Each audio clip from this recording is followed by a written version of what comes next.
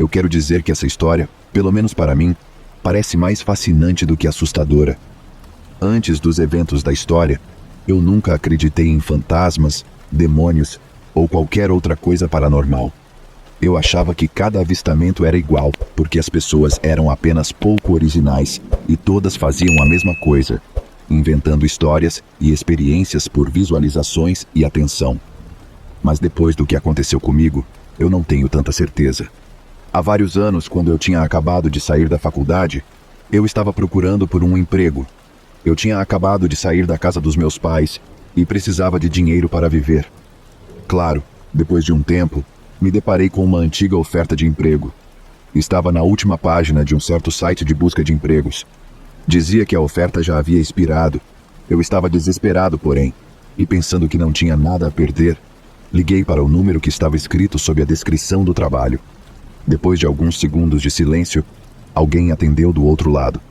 Eu cumprimentei educadamente e disse como encontrei a oferta de emprego em um site e estava querendo saber se ainda estavam contratando. Não estava esperando muito, honestamente. O tempo todo eu pensava como a velha do outro lado da linha poderia apenas me ignorar ou dizer que não precisavam de ninguém. Para minha surpresa, ela pareceu feliz que alguém estivesse procurando emprego. Ela me disse para ir até um local específico para uma rápida entrevista. Não consigo te dizer o quão feliz eu estava que alguém pelo menos concordou em me entrevistar. E então, depois de alguns dias de espera, finalmente chegou o dia em que eu seria entrevistado. Acordei cedo para arrumar meu cabelo e me vestir o melhor que pude antes de seguir para o local, um zoológico. Depois de uma viagem de 40 minutos, cheguei à entrada. Ao sair, olhei para esse portão gigantesco, parecido com o Parque dos Dinossauros na minha frente. Perto dele, havia um pequeno prédio onde você compra ingressos. Fui até lá e expliquei minha situação. O cara que trabalhava na cabine me disse para onde eu precisava ir e avisou alguém que eu estava chegando. Enquanto percorria o zoológico, eu estava constantemente olhando ao redor para todas as diferentes exposições e todos os animais lá dentro. Depois de um tempo, cheguei ao lugar onde deveria estar. Batendo na porta, então entrei na sala. Era maior do que eu pensava. No final dela, havia um homem sentado e fazendo papelada em uma pequena mesa de madeira. Ele me cumprimentou e logo começamos a falar sobre o trabalho, minha educação e experiências de emprego passadas. Resumindo a história, fui contratado e começaria a trabalhar na semana seguinte. Como nunca tinha trabalhado em um zoológico antes, ou com animais para falar a verdade, eu acompanharia um dos trabalhadores mais antigos por alguns meses para que ele pudesse me mostrar, me ensinar como as coisas eram feitas. Agora, eu não particularmente gostava ou desgostava de animais. Eu meio que era indiferente a eles. Mas eu precisava do emprego, então disse que faria o melhor que pudesse. Logo chegou a segunda-feira. Meu novo emprego começou oficialmente. Nas primeiras horas do dia, conheci um cara que deveria ser meu treinador.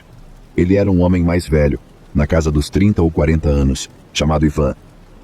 Embora ele parecesse intimidante, ele era bastante amigável e compreensivo com minha situação quando eu disse por que aceitei o emprego. Ivan tinha um forte sotaque, mas eu realmente não conseguia dizer de qual país era. Eu nunca perguntei, no entanto, mas me lembro dele me dizendo que sua família se mudou para a América quando uma guerra estourou em seu país natal. Passei meu primeiro dia apenas o seguindo enquanto ele explicava e me mostrava todos os diferentes trabalhos que eu teria que fazer no futuro. Eu estava ouvindo atentamente, tentando lembrar de tudo o que ele disse, mas eu nunca poderia ter imaginado que havia tanto nesse trabalho que eu seria esperado para memorizar tanto. Meses se passaram desde o primeiro dia. Gradualmente, assumi mais e mais tarefas. Primeiro com Ivan fazendo a maioria do trabalho e eu fazendo o resto. Eventualmente, comecei a fazer metade, depois a maioria. Até que finalmente estava pronto para começar a trabalhar sozinho. Naturalmente, com o tempo, Ivan e eu nos tornamos amigos apesar da diferença de idade. Um dia, enquanto estávamos fechando, Ivan me perguntou se eu queria sair para tomar um café ou comer alguma coisa. Não vi problema nisso, então aceitei. Fomos a uma pequena cafeteria que ficava na esquina da rua, não muito longe do zoológico. Quando nos sentamos, Ivan tinha essa expressão estranha, quase intrigada no rosto. Pedimos café e comecei a conversar antes que ele trouxesse algo à tona. Agora, não era para eu te contar isso ainda, mas o chefe disse que você logo estará sozinho. Eles vão te transferir para o lado oeste em breve, onde estão os grandes felinos. Ele disse com seu forte sotaque. Eu te mostrei o trabalho. Trabalhamos mais lá, então você ficará bem, provavelmente. Continuou, ainda com uma expressão preocupada. Mas ouça, garoto. Agora que você estará sozinho, às vezes terá que ficar no zoológico mais tempo que o normal, sabe? Coisas de documentação e assim por diante. E à noite os felinos ficam, como dizer, começam a agir estranho. Seu rosto agora mostrava sinais claros de desconforto. Mas ele continuou. Meu amigo Gabe. Você conhece o Gabe, certo? O segurança. Sim, ele. Ele disse que à noite, os leões começam a agir agressivamente e às vezes gritam como se alguém tivesse pisado em seus rabos. Ele disse que o trabalhador anterior contou que ouviu barulhos estranhos por todo o recinto. Agora, não estou dizendo que é assombrado ou algo do tipo. Apenas tenha cuidado, ele alertou. Pensei que ele estivesse brincando a princípio, mas sua expressão facial não mudou. Ainda estava nesse estado de preocupação. Eu não sabia o que pensar sobre o que ele me disse. Claro, estávamos naquele lado do zoológico muitas vezes, mas nunca senti nada estranho quando estávamos lá. Nunca ouvi nada fora do comum. Sem querer ser rude com Ivan, agradeci pela consideração e disse a ele que teria cuidado, que ficaria bem. À medida que terminamos nosso café, Ivan se ofereceu para me acompanhar até o meu carro. Enquanto conversávamos, a noite já tinha chegado. Antes de entrar no meu carro, Ivan disse: apenas tenha cuidado por lá, ok? Se algo parecer estranho, não hesite em pedir ajuda. Agradeci novamente, dizendo que eu prometia que faria. Dirigi para casa ainda inseguro sobre o que fazer com a conversa e a história. Apesar do aviso de Ivan, tentei ignorar suas preocupações como nada mais do que superstição. Afinal, passei incontáveis horas no lado oeste do zoológico com ele e nunca experimentei algo estranho. Ainda assim, um sentimento de desconforto começou a surgir em minha mente enquanto dirigia para casa na escuridão. Nos próximos dias, seja pelos avisos sombrios de Ivan ou pelo estresse de finalmente trabalhar sozinho, me vi cada vez mais apreensivo com minha iminente transferência para o recinto dos grandes felinos. Sempre que eu pensava nisso, um sentimento de pavor me dominava, me deixando inquieto e tenso. O dia da transferência chegou. Depois de uma rápida conversa com meu chefe sobre minhas novas atribuições, andei pelo corredor e entrei no lado oeste do zoológico. Parecia normal, do mesmo jeito que parecia todas as outras vezes que estive lá com Ivan.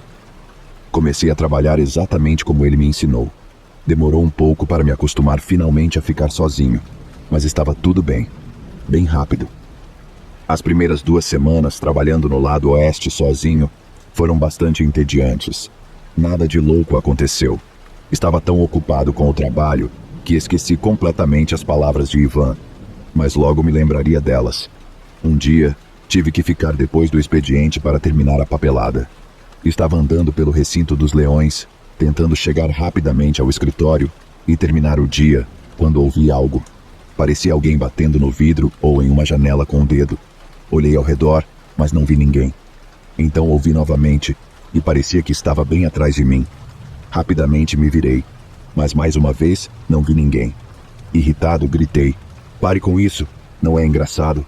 Você está perturbando os animais. Mas não obtive resposta. Pelo menos a batida parou, porém. Olhei ao redor por um tempo para ver se alguém realmente estava lá me fazendo de bobo, ou se eu estava apenas ouvindo coisas. Pouco depois, voltei ao escritório e comecei a preencher rapidamente o restante da papelada. Estava quase terminando quando fui assustado por um rugido alto do lado de fora. Congelei por alguns momentos e, quando me recompus, fui verificar o que estava acontecendo. Fui até o recinto dos leões, onde vi um leão andando de um lado para o outro em sua área, obviamente agitado. Olhei ao redor para ver se algo estava acontecendo no recinto, mas tudo parecia normal. Voltei para o escritório. Enquanto estava lá tentando sacudir o desconforto que se instalou sobre mim, não consegui me livrar da sensação de que algo estava errado. Tentei me distrair, focando na papelada, esperando que, uma vez concluída, pudesse finalmente deixar o zoológico para trás e esquecer as estranhas ocorrências da noite. E então, exatamente quando estava prestes a terminar o restante da papelada, ouvi novamente aquele som de batida. Estava fraco no início, mas crescia mais alto e insistente a cada momento que passava. Olhei nervosamente ao redor da sala, procurando a fonte do som, mas não havia nada lá. Ninguém mais no escritório, sem janelas, sem portas para bater. Era apenas eu, sozinho em uma sala mal iluminada, com o som crescendo mais alto e mais frenético a cada segundo. Nesse ponto, eu estava seriamente assustado. Saí correndo da sala, apenas para ser recebido pelos sons de leões irritados e inquietos do lado de fora. Chamei o segurança pelo rádio para verificar se alguém estava lá. Depois de um tempo, ele respondeu pelo rádio dizendo: "Estou sozinho aqui." Assustado, mas sem outra escolha, terminei a papelada e bati o ponto para a noite. No dia seguinte, fui até Gabe, o segurança, perguntando novamente se alguém estava lá comigo. Sua resposta foi a mesma da noite anterior, mas ele não pareceu surpreso. Quando perguntei o que estava acontecendo, ele me contou como isso vem acontecendo há um tempo. Um estranho barulho de batida perto do recinto dos leões, que então os acorda e os irrita. Ele disse que o trabalhador anterior no lado oeste ouviu a mesma coisa, e passaram dias tentando descobrir se havia algo errado com o vidro ou com os canos. Mas depois de investigar, nada estava errado. Tudo parecia bem, pelo menos antes de eles verificarem as câmeras de segurança. Quando fizeram isso, viram algo inexplicável. Quando o trabalhador anterior relatou o barulho, algo que parecia uma pequena partícula de poeira foi vista na câmera, movendo-se pelos corredores quase inteligentemente, apenas para parar no recinto dos leões. Eles verificaram as gravações de todas as noites em que o barulho foi ouvido. E todas as vezes, a mesma coisa foi vista. A partícula de poeira estranha. Quando ele me contou isso, fiquei perplexo, para dizer o mínimo. Eu não conseguia acreditar no que ele estava dizendo, e exigi ver as filmagens. Acho que fui insistente o suficiente porque, eventualmente, ele me deixou assistir. E, com certeza, pude ver eu mesmo andando pelo corredor, e uma pequena partícula de poeira me seguindo por um momento e parando no recinto dos leões. Já faz um tempo desde que essa história aconteceu, e toda vez que eu estava sozinho no lado oeste do zoológico, a batida apareceria. Aprendi a ignorar o som, e agora o vejo mais como uma coisa de fascínio do que algo a temer.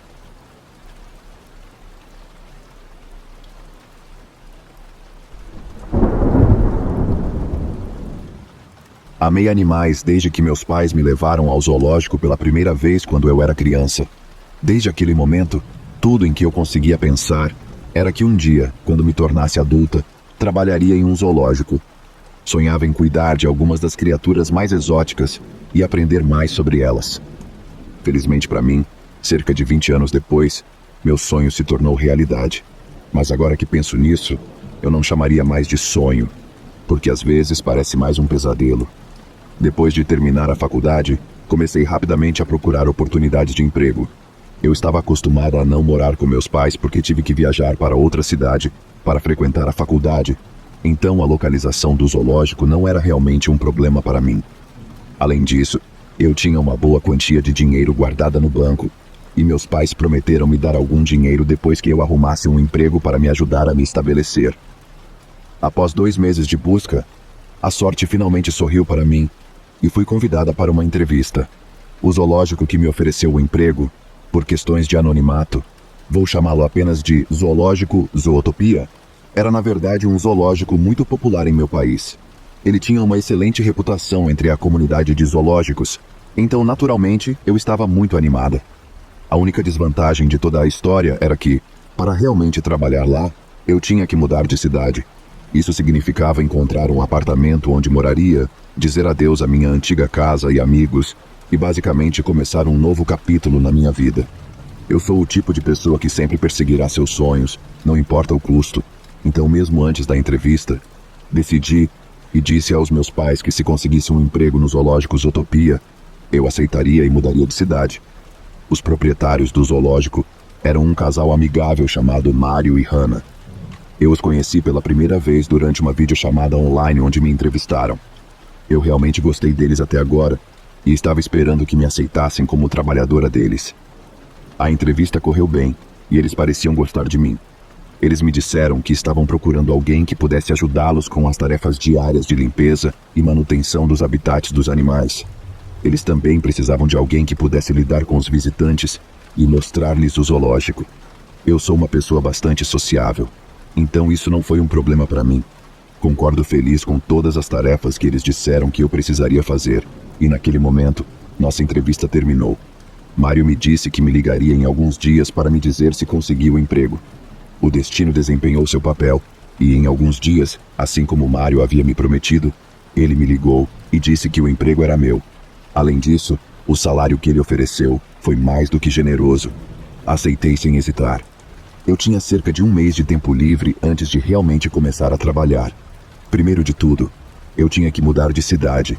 Isso significava dizer muitos adeus e resolver todas as coisas não resolvidas na minha cidade natal. Em segundo lugar, eu precisava assinar alguns papéis para Mário e Hannah antes de poder começar a trabalhar.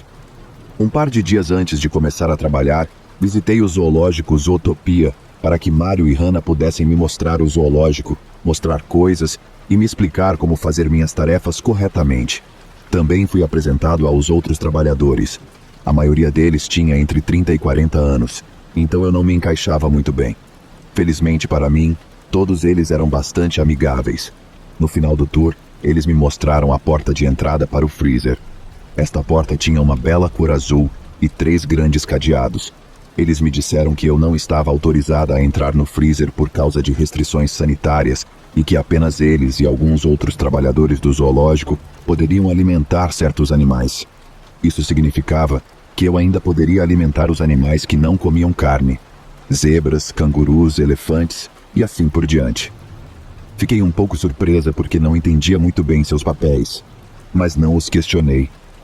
Após nosso pequeno tour, Hannah me convidou para um café com ela e Mário para que pudéssemos conversar. Aprendi muitas coisas relacionadas a zoológicos, sobre suas vidas pessoais e assim por diante. Por exemplo, Mário tinha um irmão que possuía uma empresa de vigilância por vídeo, o que me pareceu interessante. Comecei a trabalhar lá alguns dias depois e fiquei maravilhada com a variedade de animais que tinham. Havia leões, tigres, ursos, lobos, macacos, cobras, crocodilos e muito mais.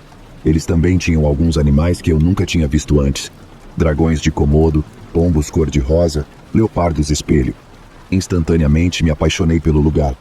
Embora Mário e Hannah tenham explicado muitas coisas, ainda precisava de muita ajuda dos meus colegas de trabalho. Eles me contavam os nomes, histórias e personalidades dos animais. Também me ensinaram a limpar suas gaiolas e verificar sua saúde. Eles foram pacientes e gentis comigo, e todos eles pareciam se importar profundamente com os animais, tratando-os com respeito e carinho. Todos se tornaram como uma segunda família para mim. Tudo parecia perfeito até uma noite em que descobri algo sombrio. Era um dia de tempestade desde o início. Naturalmente, não tínhamos muitos visitantes. Tínhamos mais tempo para nos concentrar nos animais, porém. Para mim, isso me deu mais tempo para trabalhar com uma das zebras chamada Janice. Eu realmente amava a Janice. Ela estava doente há algum tempo e precisava de cuidados especiais. Já estava escuro quando terminei todas as minhas tarefas e estava apenas deixando minhas coisas e uniforme no nosso vestiário, quando minha colega de trabalho, Hannah, entrou, dizendo que Janice tinha alta temperatura novamente. "Você pode ficar por 1 hora ou 2 a mais e cuidar disso para mim?" Ela perguntou a outro colega de trabalho. Esse colega de trabalho não teve chance de responder ainda quando eu a interrompi e disse a Hannah que eu faria isso. "Eu sei que sou nova aqui, mas tenho um vínculo especial com a Janice. Posso cuidar dela." Hannah concordou rapidamente, me dizendo que meu trabalho árduo seria reconhecido. Coloquei meu casaco de chuva, peguei uma lanterna e comecei a voltar para o zoológico. Passei pelos animais, iluminando cada um com minha luz. Eles pareciam estar bem, dormindo ou descansando em seus abrigos. Cheguei ao recinto das zebras. Levei quase 3 horas extras de trabalho, mas consegui baixar a temperatura de Janice. Forcei-a a comer alguns remédios e nutrientes. Reuni minhas coisas e comecei a voltar para o vestiário. Neste ponto, eu estava realmente cansada, e tudo o que eu queria era voltar para meu apartamento, tomar um banho rápido e ir para a cama. Enquanto eu estava voltando, passei pelo freezer e notei que as portas azuis do freezer estavam abertas. Eu realmente não me importava com essa sala do freezer porque sempre tinha muito trabalho para fazer, mas ver a porta aberta agora realmente despertou minha curiosidade. Pensei comigo mesma: só vou dar uma olhada rápida lá dentro, e depois disso, vou trancar as portas, e é isso.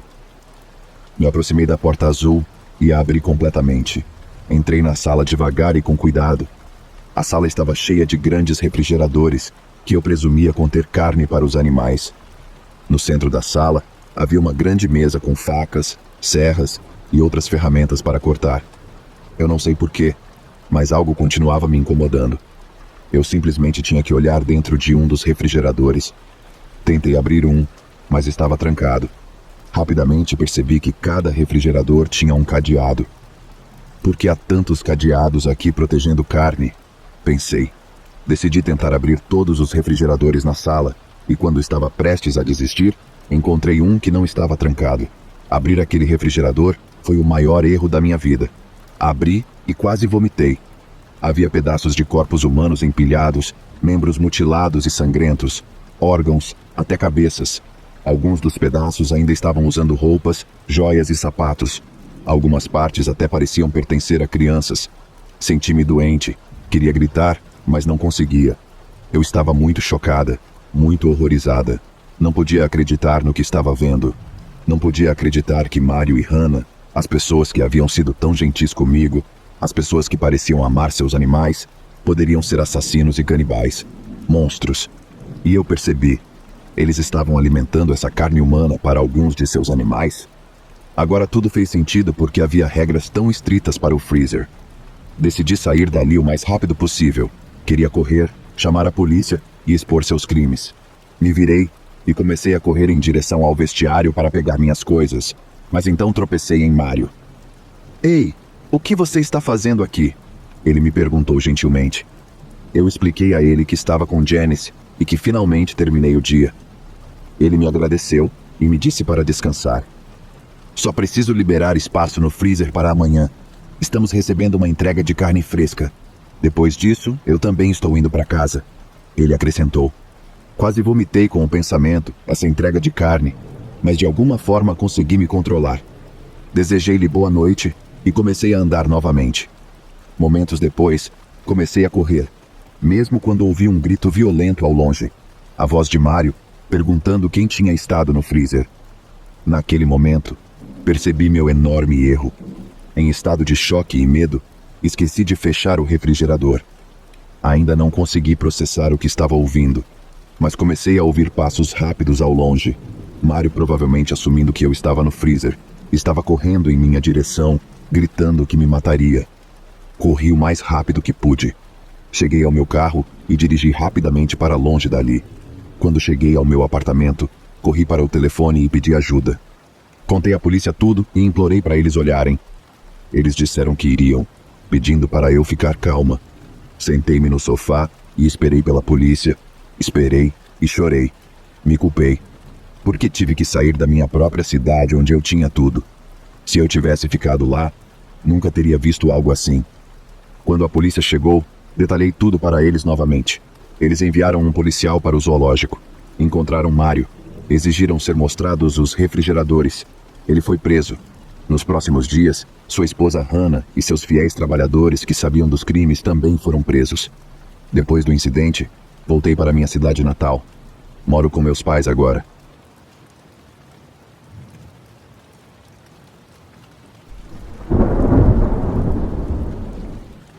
Eu nunca tinha realmente pensado em compartilhar essa história até agora. Sempre que discuto essa história com minha família, eles a descartam e acham que estou sendo exagerado. Mas, ouvindo ultimamente sobre como algumas pessoas têm histórias semelhantes à minha, decidi compartilhar essa história para que as pessoas saibam. Embora pareça fácil, trabalhar como entregador de pizza não é um trabalho fácil. Com isso em mente, tenho 2 histórias para compartilhar, ambas no mesmo trabalho em que estou agora. Você pensaria que eu aprenderia, mas bem, aqui estamos. Um trabalho é somente um trabalho às vezes, especialmente em uma área onde não há muitas opções para alguém como eu. Meu principal trabalho é como entregador de pizzas e outros itens de comida e bebida para clientes. Nosso estabelecimento é razoavelmente popular e, devido a isso, temos uma ampla área de entrega. Cobrimos um total de 6 subúrbios e pode levar até 20 minutos para entregar para os mais distantes. Isso pode deixar algumas pessoas bastante chateadas conosco, nos acusando, na opinião delas, de estarmos atrasados. Mas nas histórias que estou compartilhando, eu não estava atrasado. Queria estar. A primeira história que vou contar aconteceu no ano passado, em julho. Para contextualizar, eu moro na Austrália, então julho é no meio do inverno. Durante uma noite de sexta-feira fria, eu estava trabalhando até tarde. Não direi qual pizzaria trabalho especificamente, apenas por minha privacidade. Mas me pediram para fazer 2 entregas, bastante padrão. A primeira entrega saiu sem problemas, fácil e tranquila. Então, me encaminhei para o próximo local. As áreas para as quais posso entregar variam muito. Posso entregar em áreas rurais e suburbanas. Este lugar era uma área notória por ser bastante suspeita. Então as portas do meu carro estavam sempre trancadas sem questionamentos. Isso não quer dizer que a área seja super perigosa, mas há algumas gangues conhecidas e traficantes de certas substâncias na área. Para dar uma ideia de como é a área, são principalmente prédios antigos com quintais abandonados, com a ocasião de uma casa nova bonita ou recentemente renovada. Há também algumas lojas na área, do tipo de loja de esquina. Fico grato por não ter que entregar nesta área com tanta frequência, uma vez por mês, se tanto. Então, é reconfortante saber que não faço entregas lá com frequência. Virei na rua que continha a casa para a qual eu deveria entregar. Estava me sentindo um pouco arrepiado pelo fato de que a rua termina com uma grande quantidade de arbustos, trepadeiras e árvores, e as casas de cada lado estavam com arbustos crespos e grama selvagem. Não é uma área bonita, mas eu tinha que fazer minhas entregas, e esta era a última da noite. Estacionei na rua em frente à casa. Percebi que concordar com essa entrega pode ter sido um erro, porque, ao sair do carro e pegar a sacola de entrega e a bebida, vi que a casa estava mais afastada da calçada do que pensava. Na verdade, estava mais longe da calçada do que a maioria das outras casas. É uma escolha de design popular para muitos lugares, mas devido à natureza selvagem do quintal, é mais assustador do que deveria ser. Notei que a porta da frente estava aberta. Isso não era incomum. Às vezes, facilita para as pessoas ouvirem minha chegada. Notei que o portão estava fechado novamente, nada fora do comum, embora menos comum. Abri o portão e entrei. O portão rangeu enquanto eu fazia isso. Dei um arrepio, que atribuí ao frio. Então, percebi algo que me fez parar. No chão do corredor, pela porta aberta, havia o que pensei, a princípio, ser fita policial amarela e preta enroscada. Quando cheguei ao primeiro degrau da casa, percebi que não era fita. Era fita policial que tinha sido arrancada da parede e enroscada no chão. Achei que talvez fossem decorações de Halloween. Às vezes, algumas pessoas gostam de se preparar mais cedo para as festas e podem estar juntando coisas alguns meses antes. Decidi ignorar o sentimento no meu estômago, pensando apenas que estava exagerando. Subi até o topo da escada. Neste ponto, não tinha ouvido ou visto ninguém. Estava prestes a chamar quando vi algo que me fez descer os degraus em direção à porta dentro de casa. Em uma sala ao lado do corredor de entrada, havia o que parecia ser uma mancha marrom no tapete. Vi horror suficiente para saber que se algo tivesse respingado sangue, o sangue eventualmente ficaria marrom. Desta vez, não consegui pensar em desculpas. Não tinha explicação para o que aquela mancha marrom poderia ser. O problema era que, às vezes, o crime era um pouco prevalente demais nesta área específica, então a mancha marrom não seria fora do comum. Mas levei isso em consideração junto com a fita policial. Então, decidi que precisava ir embora. Abri rapidamente a sacola, planejando apenas deixar a comida na porta e sair o mais rápido possível. Enquanto fazia isso, ouvi uma voz baixa e sinistra de dentro da casa. Ah, finalmente a pizza! Estou tão faminto! Parei de me mexer, levantando os olhos para olhar para dentro da casa. Em pé na entrada estava um homem, facilmente com seus 40 e poucos anos. Ele tinha um sorriso no rosto, mostrando um conjunto de dentes amarelos, enquanto mantinha os olhos em mim. Eu tremi e gaguejei. Eu preciso sair rápido. Ah, olá. Sinto muito pela demora, senhor. Estamos um pouco atrasados hoje, e só estamos nos arrumando agora. Não, está muito frio lá fora. Que tal trazer aqui dentro para mim? Você pode colocá-lo na mesa aqui. Eu estava tentando pensar em um argumento sem deixá-lo saber que eu vi demais. Olhei para cima e notei algo mais que me fez perceber que realmente tinha que ir. Havia um suporte acima da porta interna que parecia ter sido projetado para segurar 2 objetos. Só havia um objeto lá, um machado. Onde estava o outro item? Decidi que precisava ir embora. Bem, eu não tenho permissão para entrar nas casas, senhor. Está contra nossas políticas e nossos procedimentos de segurança. Desculpe. E se você apenas entrar aqui e me entregar? Minha mente estava enlouquecendo, mas então fui salvo. Meu telefone tocou. Olhei para ele. Era meu supervisor.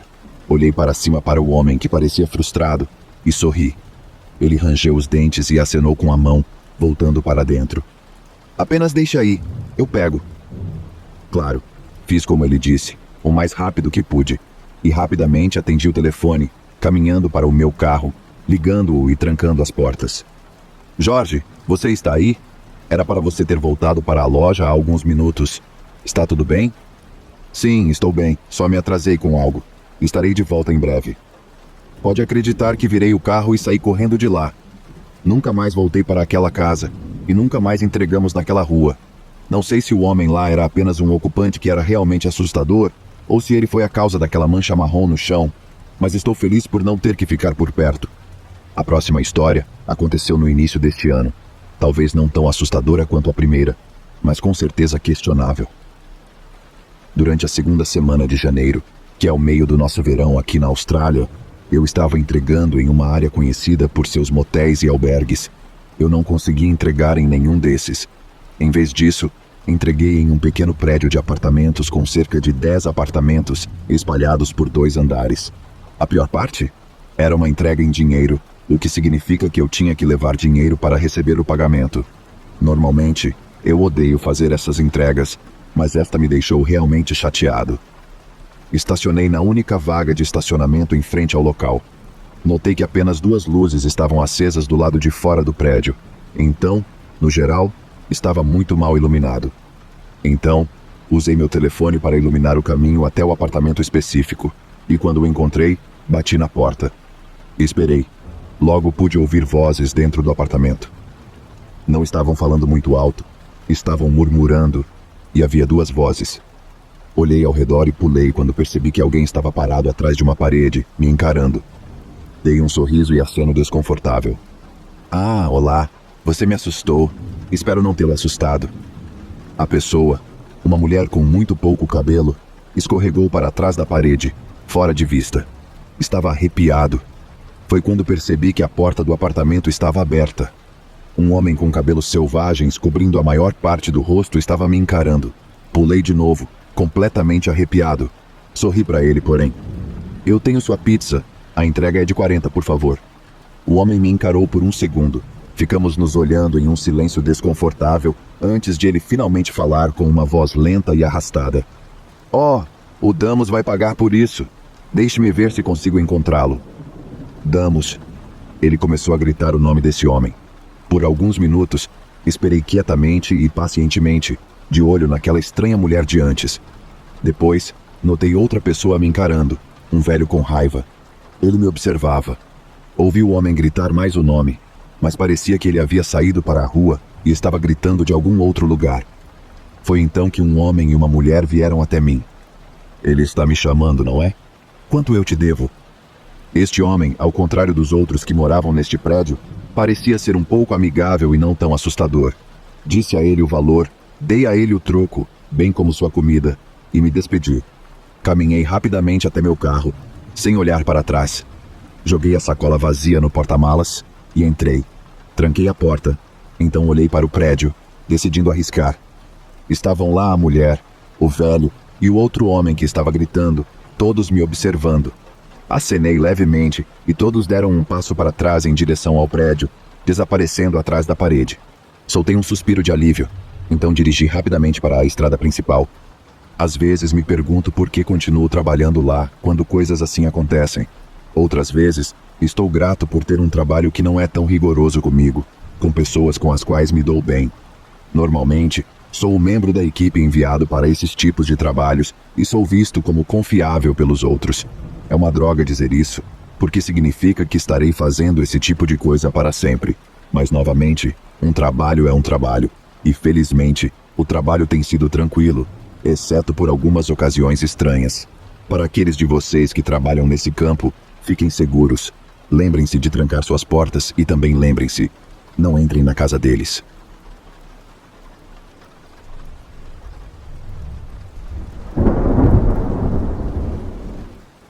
Acho que só há um lugar para começar a história que vou te contar. Isso aconteceu comigo durante os 5 anos em que trabalhei como assistente de enfermagem certificado em um asilo na minha pequena cidade. Digo pequena como em um único semáforo em toda a cidade, e do meu pequeno apartamento, eu podia ver o campo de futebol pela janela do meu quarto. Comecei a trabalhar neste asilo quando estava na metade dos meus 20 anos. No primeiro ano que estive lá, trabalhei apenas em turnos diurnos e gostei do meu tempo com a maioria dos residentes. Mas como qualquer profissional de saúde lhe dirá, sempre há alguns residentes que são mais... Bem, eu acho que você poderia dizer, difíceis. Depois do meu primeiro ano, surgiu uma vaga no corredor em que eu trabalhava para o turno das 7 da noite. Eu, que havia trabalhado em turnos noturnos no meu emprego anterior, agarrei a oportunidade. O turno diurno era quando todos os residentes tinham que ser alimentados e banhados, quando o lugar estava ocupado com visitantes e bingo. Eu já gostava desse turno, mas as noites eram o que eu queria desde o momento em que fui contratada. Infelizmente, não havia vagas disponíveis na época. Fui até o escritório da frente, preenchi meu pedido de transferência e cruzei os dedos. Cerca de um mês depois, fui chamada ao escritório e meu supervisor me disse que eu começaria a trabalhar no turno da noite na semana seguinte. Só precisava esperar a senhora que estava saindo trabalhar seu aviso prévio. Como descobri, ela estava se aposentando e só tinha mais uma semana. Finalmente, chegou a noite em que eu finalmente comecei no último turno, ou turno da noite. Quando cheguei, fui recebida por uma das minhas amigas que normalmente trabalhava à noite. Normalmente, ela estaria saindo quando eu estivesse entrando, mas agora poderíamos trabalhar juntas no corredor em que eu estive durante o dia no último ano. Vamos chamar minha amiga de Sam. Sam e eu sempre nos divertíamos juntas, e fazíamos nosso trabalho rapidamente porque, ao contrário da garota do primeiro turno, Sam realmente me ajudava. Verificamos todos os residentes, a maioria dos quais já estava na cama ou se preparando para dormir. Trocamos aqueles que precisavam ser trocados. As primeiras horas passaram voando. Por volta das 10 da noite, tivemos alguns chamados para lanches noturnos ou ajuda para ir ao banheiro, mas não foi nada que eu não pudesse lidar. Honestamente, era um ritmo muito mais lento do que o turno diurno. Algumas horas se passaram enquanto fazíamos anotações e dobrávamos algumas das cobertas e toalhas para o primeiro turno, quando ouvimos o que parecia ser uma porta se abrindo. Supomos que um residente tivesse se levantado para nos chamar ou simplesmente não conseguisse dormir. Tínhamos alguns que podiam andar sozinhos e estávamos acostumadas com isso em todos os turnos. Como alguém que trabalhava no corredor há 1 ano, eu sabia de quem era o quarto sem nem precisar me virar. Então, sem tirar os olhos da minha planilha, eu disse, Senhora Beth, você está bem? Sem resposta. Sam e eu nos viramos, pensando que a Senhora Beth estava brincando de esconde-esconde, o que ela fazia regularmente com algumas pessoas que trabalhavam com ela. Para nossa surpresa, a porta dela estava fechada. Nós duas ignoramos isso a princípio, mas do canto do olho vi o que parecia ser uma sombra entrando em outro quarto do outro lado do corredor. Eu trabalhava em um corredor cheio de mulheres, e essa era a sombra de um homem. Perguntei a Sam se ela também tinha visto, e antes que eu pudesse terminar a pergunta, ela disse, Ruby, precisamos conversar sobre algo. Fiquei confusa, mas concordei porque o rosto dela estava mais sério do que quando estávamos apenas conversando e dobrando cobertas e toalhas. Andamos atrás do balcão que nos permitia ver claramente pelo corredor, para ver todas as luzes de chamada, caso precisassem de nós. Então ela respirou fundo e disse, Você acredita em fantasmas? Olhei para ela e expliquei que acreditava em fantasmas. Tive experiências quando era mais jovem, mas nunca nada aqui no trabalho. Ela sorriu para mim e respondeu, Bem, bobinha, você trabalhou durante o dia. A enfermeira que estava trabalhando no corredor voltou do intervalo e também era minha amiga. Vamos chamá-la de Angela. Ela sorriu para nós e disse, histórias de fantasmas. Ela trabalhou no turno diurno comigo antes de mudar também. Angela olhou para nós duas e depois assentiu para Sam. Você ouviu, não é? Quase rindo, pensando que estavam brincando, eu disse, Vi quem? Sam limpou a garganta antes de responder, O Homem de Preto. Pelos próximos 10 a 15 minutos, ela sentou ali me contando a história de como, quando alguém está prestes a partir, eles verão o Homem de Preto entrar no quarto do residente. Eu não descartei completamente isso porque, como eu disse, já vi coisas antes. Mas olhei para ambas e disse, estive aqui tempo suficiente para saber que nenhum desses residentes parece doente ou à beira da morte. Angela, que estava aqui há mais tempo, disse: "Às vezes você não recebe um aviso, simplesmente acontece." Ela então começou a preparar as bandejas de medicamentos para o primeiro turno. Então vimos uma luz de chamada se acender. Sam e eu verificamos juntas o quarto. Tínhamos apenas 12 residentes no corredor, então, entre as duas não era tão ruim. Chegamos ao quarto e vimos uma doce senhora chamada Sra. Ruth, tentando usar o banheiro. Fui ajudá-la quando ela apontou para o canto do quarto, perto da porta do banheiro, e disse: "Diga a ele para sair." Olhamos ao redor e não vimos ninguém atrás de nós. Naquele momento, sua cadeira de rodas começou a rolar lentamente do canto. Ignoramos e finalmente a acalmamos e a fizemos voltar a dormir. Mais tarde naquela noite, ela acionaria a luz de chamada mais 4 ou 5 vezes até 6:30. E aí já estava quase na hora de irmos para casa. Depois disso, tudo ficou bem. E antes do primeiro turno chegar, eu havia trocado algumas pessoas, levantado algumas pessoas e até pego o carrinho do café da cozinha para elas. Por volta das 7, vi o primeiro turno começar a chegar. Antes de sairmos, tínhamos que dar um relatório para eles, informando o que aconteceu, quem está acordado e quem foi trocado. Essas coisas. No meu relatório, contei para a garota no corredor com quem eu havia trabalhado antes que a Sra. Ruth estava inquieta a noite toda. Então a deixamos dormir um pouco mais. Mencionei até que ela disse que tinha visto um homem em seu quarto. Sem hesitar, a enfermeira mais velha do turno diurno disse: "Ah, não." Perguntei o que estava errado. "Não quero que nada aconteça com a Sra. Ruth, mas se ela o viu, então deve ser verdade." A enfermeira mais velha pegou seu carrinho e todos os seus suprimentos e partiu pelo corredor. Fui para casa como de costume. Dormi um pouco para o próximo turno noturno. Sam e eu, meio que ignorando a experiência que tivemos na noite anterior, entramos e conversamos. Mas antes mesmo de chegarmos à estação de enfermagem, ouvimos gritos. Eu disse para tirar aquele homem do meu quarto. "Estou com medo, ele não me deixa em paz." Corremos pelo corredor, e com ambas sendo altas e com pernas mais longas, não demorou muito para vermos a Sra. Ruth empurrando um enfermeiro masculino que veio ajudar a enfermeira, porque ela estava lutando para se levantar. Eles finalmente a moveram para outro quarto, e ela adormeceu. Por volta das 8. Depois disso, estávamos fazendo nossas rondas normais e respondendo às luzes de chamada quando ouvimos mais gritos. Desta vez, a Sra. Ruth tinha se levantado em sua cadeira de rodas e estava se movendo pelo corredor, gritando: "Eu não quero morrer! Me deixe em paz!" Não havia ninguém atrás dela, mas dava para ver o rosto dela. Ela estava muito assustada. Isso continuou por mais 2 dias, gritando e chorando, até que uma noite no nosso último dia, antes do final de semana, para o qual estávamos escaladas para folgar, chegamos ao silêncio. A Sra. Ruth foi examinada por um médico que veio visitar pacientes que não podiam sair. Ele disse à enfermeira para deixá-la confortável, porque sendo um médico mais velho e vendo coisas assim antes, ele achava que a Sra. Ruth não tinha muito tempo. Naquela noite, ajeitamos a Sra. Ruth, a deixamos confortável e a verificamos quase a cada hora antes que o próximo turno chegasse. A Sra. Ruth faleceu pacificamente enquanto dormia. Como eu disse, já vi coisas antes, e nos próximos 4 anos em que trabalhei lá, experimentei várias outras coisas, e até vi o Homem de Preto várias vezes no meu corredor. Eventualmente, saí do asilo após a Covid, mas pelo que sei, de amigos que ainda trabalham lá, o Homem de Preto ainda aparece para buscar os residentes quando chega a hora deles.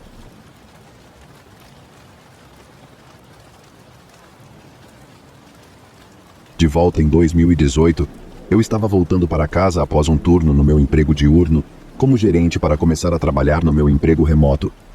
É importante observar para a história que eu moro ao lado de uma estação de bombeiros com uma ambulância.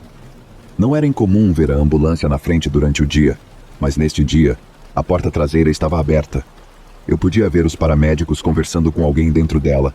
Era uma mulher que parecia bastante agitada. Diminuí a velocidade porque, infelizmente, minha cidade tem algo como um problema de drogas. Então aprendi a assumir que qualquer pedestre pode atravessar a estrada a qualquer momento, na tentativa de ser atingido pelo seu veículo. Por que tentar ser atingido de propósito? A resposta simples se resume a analgésicos. Essa garota ainda não parecia tão descontrolada, e isso não era problema meu de qualquer forma, então eu não ia ficar bisbilhotando. Quando virei na rua em direção à minha casa, a estação estava à vista de onde estacionei. e o local onde a ambulância estava estacionada deixava uma linha de visão direta para a minha rua. Ainda no meu carro, atendia a uma ligação para o meu emprego remoto. Não poderia ter demorado mais do que apenas 1 minuto ou 2. Quando saí, estava nervoso, já que a garota que havia sido atendida pelos paramédicos agora estava caminhando na minha direção. Ao sair do meu carro, pude ver o paramédico parado ao lado da ambulância e a observando. Eu sabia o suficiente sobre os primeiros socorros para saber que ela provavelmente havia recusado o serviço deles, mas isso deixou muitas perguntas na minha mente. Perguntas que eu não tinha tempo para considerar enquanto ela se aproximava rapidamente, parecendo um pouco frenética. Ela estava na estação, então claramente tinha vagado até lá ou sido deixada lá. Isso não era incomum no pessoal das drogas por lá. Infelizmente, não era fora do normal deixar alguém na estação se parecia estar com overdose ou possivelmente morto. "Ei, você pode me dar uma carona?" ela perguntou. Sua fala era um pouco lenta, mas não arrastada. Eu sabia que ela estava sob efeito de algo. Eu sabia disso no fundo do meu estômago por trabalhar em um restaurante onde era comum ver pessoas em qualquer droga que estivesse na moda. Ela provavelmente já foi bonita, com cabelos loiros crescendo castanhos, mas as drogas deixaram suas pupilas muito dilatadas para determinar a cor de seus olhos. Sua pele estava tão pálida que quase parecia azul. Seus lábios eram finos, ressecados, um pouco queimados, e os dentes amarelados. Desculpe, acabei de chegar em casa", eu disse a ela. "Onde você quer ir? Talvez eu possa ligar para um amigo para te levar lá." Meu plano, se ela dissesse sim, era ligar diretamente para o xerife, sabendo que eles provavelmente já estavam cientes dessa situação em algum grau, já que o despacho em uma cidade pequena como essa significava que todos os serviços de emergência passavam por eles de qualquer maneira. "Logo fora da próxima cidade, eu poderia te dar direções", ela disse. Ela se aproximou enquanto eu fechava a porta do meu carro, trancando-a com o chaveiro, mantendo um dedo no botão de pânico. Havia apenas 2 opções reais quanto à cidade que ela estava falando, uma ao norte e outra ao sul de onde estávamos. "Essa direção, cidade A", apontei para o mais perto das 2 ao norte, ou a cidade B, apontei para o sul. "Cidade B", ela apontou para o sul. Desculpe, acabei de vir dessa direção", respondi com o máximo de simpatia que pude. "Só estou parando aqui para pegar algo antes de ir para o norte. Tenho negócios lá daqui a cerca de meia hora." Eu estava mentindo descaradamente, mas não queria que ela ficasse por perto esperando. Olhei discretamente para os paramédicos na rua enquanto podia. Eu os vi cochichando um com o outro, um no rádio. A garota coçou o braço. Eu me movi em direção à minha porta da frente agora, na pequena varanda da frente. Eu não estava tirando os olhos dela enquanto destrancava minha porta da frente. Ela caminhava atrás de mim, e eu não estava confortável com o quão perto ela tinha chegado. Mas pelo menos estava fora do alcance do braço dela. "Bem, boa sorte e uma viagem segura", eu disse a ela enquanto entrava rapidamente, tão contente por a janela da minha porta da frente estar com as persianas fechadas, assim como todas as minhas janelas. Eu olhei pelas persianas da janela da minha sala para observá-la. Ela ficou ali por um momento, olhou em volta, e meu sangue gelou quando ela foi até o meu carro trancado e tentou abrir a porta de trás do lado do motorista. Graças a Deus, eu era paranoico em trancá-lo depois de pegar alguém fuçando nele antes. Nunca fui paranoico em checar os bancos traseiros, mas agora eu seria. O encontro todo durou talvez 2 minutos, no máximo 3. No entanto, ela seguiu em frente, com os pés instáveis, pela rua. Debati se devia chamar alguém, mas então recebi uma mensagem do meu emprego remoto. Eu estava atrasado para uma ligação telefônica com meu chefe. O incidente desapareceu rapidamente da minha mente durante a ligação, e logo eu estava de volta ao trabalho, desta vez para o emprego remoto. Eu estava trabalhando em casa de pijama com um gato no colo. 2 horas se passaram quando ouvi uma batida na minha porta da frente. Então tudo voltou à minha mente. Ela tinha voltado? Eu olhei por uma fresta nas persianas da sala de estar. Havia um jovem policial da cidade ao norte de mim. O carro dele estava estacionado ao lado do meu. Não consigo dizer como, mas o buraco que se abriu no meu estômago me disse que era sobre aquela mulher com quem eu havia falado antes. Um momento, eu chamei, avisando meu chefe remoto via mensagem de texto que eu precisava me afastar. Abri a porta com meu gato na coleira e na guia. Normal para mim, porque sim, Eu sou aquele esquisito que passeia com seu gato às vezes. Boa noite, senhor, ele disse. Não estamos em apuros. Só estamos esperando que você possa responder algumas perguntas, ele disse. Os caras na estação, ele indicou a estação de bombeiros no final da rua. Disseram que você estava conversando com alguém que recusou os serviços da ambulância mais cedo. Ah, sim, senhor, lembro-me, disse, pegando meu gato para que o policial pudesse acariciá-lo. Ele parecia cansado e triste, mas era tanto por meu conforto quanto pelo dele. O buraco no meu estômago estava se transformando em um abismo que só pronunciava más notícias. Você pode me contar o que aconteceu desde o início? Ele perguntou, anotando algumas coisas enquanto eu falava, me perguntando como ela parecia, como agia, para qual direção tinha ido depois de sair. Durante uma pausa na conversa, o policial estava se acalmando um pouco acariciando meu gato, que agora estava sobre a grade da varanda. Vocês a pegaram? Ela está bem? Eu perguntei. Drogada ou não, ela era um ser humano e precisava de ajuda. Ele não conseguia me encarar enquanto acariciava o gato. A encontramos na área arborizada perto dos trilhos do trem. Você foi a última pessoa a vê-la viva. Nada disso é culpa sua, ele me assegurou. Eles acham que ela, faleceu apenas 20 minutos depois de deixar a estação. Eu estava ao telefone no meu carro por apenas 5 minutos. 2 minutos falando com ela, 1 minuto a observando. Descobri mais tarde que ela tinha sido deixada na estação de um carro em movimento que nunca foi encontrado e sucumbiu à droga que estava usando depois de se perder na floresta. Ainda me culpo por não ter chamado ajuda. Mesmo que desde então tenha conversado com o mesmo policial e com um terapeuta. O que mais me arrepia nesse encontro todo, no entanto, mais do que falar com alguém tão perto da morte, mais do que ser a última pessoa a vê-la viva, é o fato de que se eu não tivesse trancado a porta do meu carro, ela teria morrido no meu banco de trás, esperando me levar até a cidade.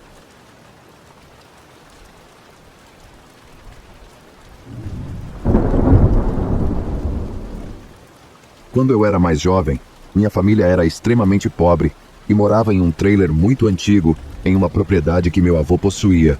Essa propriedade ficava em uma cidade muito pequena, no meio do nada, no Texas, e estava cercada por bosques. A cidade em si era típica de uma pequena cidade do interior, onde o futebol era rei e não havia nada para fazer além de ficar bêbado ou chapado nos fins de semana. Era também o tipo de cidade, junto com o fato de ser início dos anos 90, onde geralmente não precisávamos nos preocupar em trancar as portas ou ligar o alarme. Nosso trailer tinha 2 quartos e meus pais, sempre colocando nosso bem-estar, das crianças, à frente deles mesmos, dormiam na sala de estar em um sofá-cama. Meu quarto era diretamente conectado a ele e o quarto das minhas irmãs ficava no final de um corredor, passando pela cozinha e pelo banheiro, do outro lado do trailer. Uma noite, depois que todos foram para a cama, meu pai foi acordado por uma sensação de que havia alguém no quarto. Ele olhou ao redor e viu uma figura masculina grande sentada na poltrona, a poucos metros da cama. Meu pai rapidamente acendeu a luz ao lado da cama e viu que era um vizinho chamado Carter. Carter era conhecido por ser um usuário frequente de drogas e frequentemente estava em apuros com a lei por causa disso. Meu pai perguntou o que diabos ele estava fazendo ali e disse para ele sair, e ele respondeu: "Não posso sair. Os demônios estão me perseguindo e sua casa é a única segura." Meu pai, que devo dizer que é uma pessoa bastante grande e assustadora, respondeu que se ele não saísse rapidamente de casa, ela seria muito menos segura para ele. "Se eu sair, eles vão me pegar. Eles estão me perseguindo a noite toda. Se me pegarem, estou morto." A resposta do meu pai foi que não havia demônios, mas que se ele não saísse rapidamente de casa, estaria morto.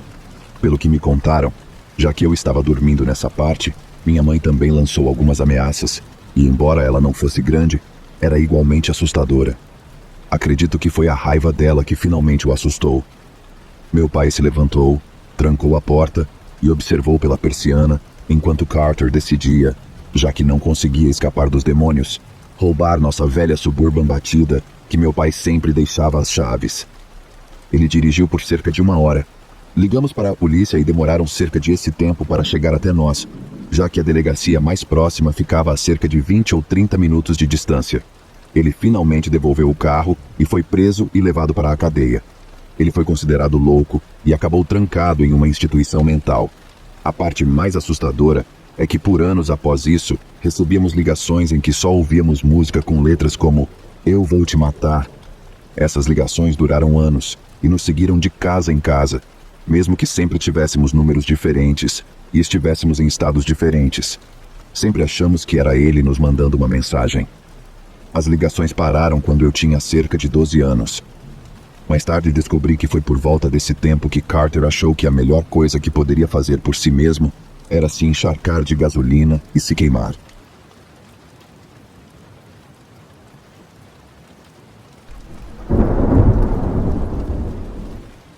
Na idade de 18 anos, eu costumava pegar caroneiros e também pegar carona. Os anos 90 pareciam um pouco diferentes dos dias de hoje. Um dia, estava viajando de Edimburgo para casa, por volta de 100 quilômetros. Vi um sujeito pedindo carona logo fora dos limites da cidade de Edimburgo, com um cartaz dizendo norte. Ele parecia ter muitas coisas. A maioria foi para o porta-malas e algumas para o banco de trás. Ele pulou na frente e partimos. Ele parecia bastante desajeitado e seu sotaque estava confuso. Alemão, francês, inglês. Parecia forçado, no entanto. A conversa fiada era difícil. Ele parecia ser do tipo punk e alternativo, então teríamos música em comum. Vamos falar sobre música. Ele estava usando uma camiseta dos Exploited, que é uma banda local. Então perguntei se ele os viu enquanto estava em Edimburgo, já que tinham tocado 2 dias antes. Ele disse que nunca tinha ouvido falar deles. Ok. Quanto mais conversávamos, mais desconfortável eu me sentia, e mais ele parecia relaxar. Ele tinha um monte de piercings dos quais ele começou a falar, e disse que tinha feito eles sozinho. Parecia mesmo. Cada um deles estava torto, e pareciam novos em folha. Ele começou a me contar sobre como tinha passado o último ano ou mais, vivendo de forma meio isolada em termos de estilo de vida. Ele tinha viajado pela Europa em uma motocicleta que ele mesmo construiu. Tudo bem. Naquela época eu trabalhava como mecânico, então perguntei sobre a configuração. Ele ficou irritado e mudou de assunto. Então ele passou para como um monge o encontrou meio morto em um campo e o cuidou até se recuperar. Ele então trabalhou no mosteiro para pagar sua dívida. O que parecia algo saído de um filme. Essa história bizarra durou uns 30 minutos ou mais. Durante a história do mosteiro, ele continua dizendo que não há necessidade de fazer cara feia e de desconfiado, e fica bastante agressivo. Eu mencionei que o que ele disse não faz muito sentido, já que ele pulou por cerca de 4 países, e também estou dirigindo e tentando ouvir um sotaque alemão. Ele então surta e começa a socar o painel, gritando e exigindo que quer sair. Tudo bem, estamos quase chegando. Assim que diminui a velocidade e vou para um espaço de estacionamento, ele salta do carro, abre as portas, pega suas coisas e sai deixando as portas abertas. Saio para fechar as portas e peço desculpas às pessoas atrás de mim que tiveram que esperar e testemunhar isso. Olho para onde ele estava indo e ele estava escalando uma cerca e indo em direção a um campo de fazenda. Fiquei um pouco assustado e só queria chegar em casa. Assim que entrei pela porta, minha mãe sabia que tinha algo errado e contei a ela a história. Ela sugeriu que eu verificasse o carro para ver se ele havia roubado algo e ligasse para a polícia. Ele esqueceu algumas bolsas, ótimo. Liguei para a polícia, deixei os detalhes, etc. Esqueci por alguns dias ou mais, e depois acordei com a janela do meu carro quebrada e as bolsas sumidas. Momento de desânimo. Ok, liguei para a polícia novamente. Desta vez eles aparecem e fazem um registro. Deixei-o cerca de 12 milhas de onde meus pais moravam, então considerei isso uma coincidência. 6 meses depois, vejo um episódio do Crime Watch, programa de TV britânico, onde eles têm uma seção "Você viu esta pessoa?". Adivinha quem era? Procurado em toda a Europa por coisas muito ruins, entrou no Reino Unido com documentos falsos, pensou-se que mudou sua aparência, etc. E atacou pessoas em um carro depois que elas o pegaram pedindo carona. Segundo momento de desânimo. Aparentemente, o visual punk rock era um disfarce. Ele era, na verdade, alemão. Nunca mais peguei um carona desde então.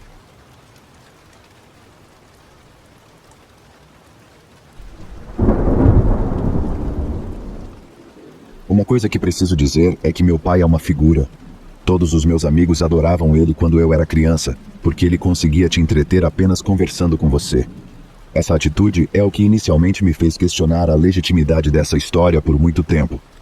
Agora que estou um pouco mais velho, consigo perceber que essa história mexe profundamente com ele toda vez que o fazemos contá-la. Normalmente ele fala com um tom muito animado e ativo, mas quando meus irmãos e eu ouvimos ele contar essa história pela primeira vez, ou falar sobre isso em geral, seu tom muda completamente. É como se a cor simplesmente sumisse do rosto dele. É óbvio que ele não gosta de falar sobre isso. Agora, sobre a história. Ele tinha cerca de 18 anos na época. Pelas fotos, ele parecia um adolescente atlético e acessível. Ele estava morando na área de Gary e Whiting, no noroeste de Indiana. Mais tarde, naquela noite, meu pai, que foi fumante por cerca de 50 anos de sua vida, decide pedir carona até a loja de conveniência local. Ele tem o dom de falar sobre lugares ou eventos como se você estivesse lá. Uma coisa estranha de se fazer, considerando que a loja ficava a apenas algumas milhas de distância de sua casa. Eventualmente, uma caminhonete para ao lado da estrada. Era uma caminhonete azul bebê para ser exato. Aparentemente, havia 2 homens no carro, provavelmente ambos na casa dos 40 anos, com uma aparência bastante normal. Ele disse que o motorista era um pouco robusto. O carro tinha apenas 3 lugares. Então o homem no lado do passageiro teve que se mover para o meio. Não foram trocadas palavras, além do motorista perguntando para onde ele estava indo. Isso não chamou a atenção do meu pai. Então ele continuou sentado em silêncio, sem suspeitar de nada. De repente, do nada, um dos caras começou a rir aleatoriamente. Segundo meu pai, não era uma risada comum, mas algo muito mais diabólico.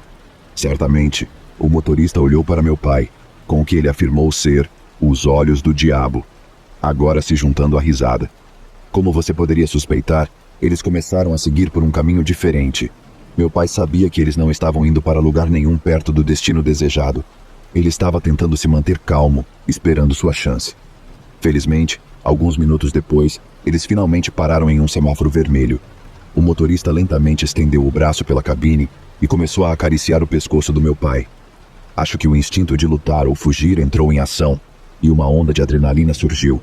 Ele destrancou a porta e saiu correndo sem olhar para trás. Ele disse que se escondeu perto de uma igreja local e viu enquanto eles dirigiam procurando por ele. Alguns anos depois, meu pai estava assistindo ao noticiário quando a foto de um homem apareceu na tela. Seu coração afundou. O homem era, sem dúvida, o mesmo que o havia pego pedindo carona. Aquele homem era John Wayne Gacy.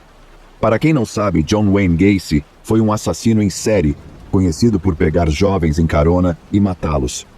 Alguns corpos foram encontrados embaixo de sua casa. Meu pai teve muita sorte e coragem nesse dia.